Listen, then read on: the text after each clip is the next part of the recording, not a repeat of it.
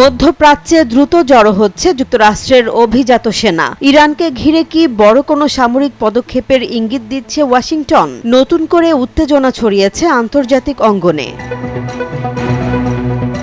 যুক্তরাষ্ট্রের সেনাবাহিনীর অন্যতম শক্তিশালী ইউনিট ৮২তম এয়ারবর্ন ডিভিশনের কয়েক হাজার প্যারাট্রুপার ইতোমধ্যেই মধ্যপ্রাচ্যের পথে রওনা হয়েছেন। বার্তা সংস্থা রয়টার্সকে এ তথ্য নিশ্চিত করেছেন মার্কিন কর্মকর্তারা। জানা গেছে, নর্থ ক্যারোলাইনার ফোর্ট ব্র্যাগ থেকে যাত্রা করা এই সেনারা সেখানে আগে থেকেই মোতায়েন থাকা নাবিক, মেরিন ও স্পেশাল অপারেশনস ফোর্সের সঙ্গে যুক্ত হবেন।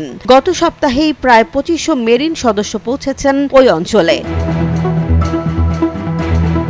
এর আগে ১৮ মার্চের এক প্রতিবেদনে জানানো হয়, ডোনাল্ড ট্রাম্প প্রশাসন মধ্যপ্রাচ্যে আরও বড় পরিসরে সেনা মোতায়েনের পরিকল্পনা করছে, যার মধ্যে ইরানের ভেতরে সরাসরি সেনা পাঠানোর সম্ভাবনাও রয়েছে।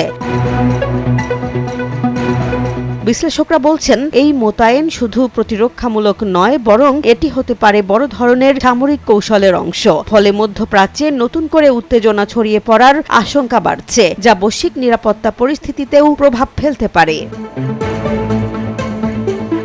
জেসমিন জাহান, নিউজ ডেস্ক, জনবাণী।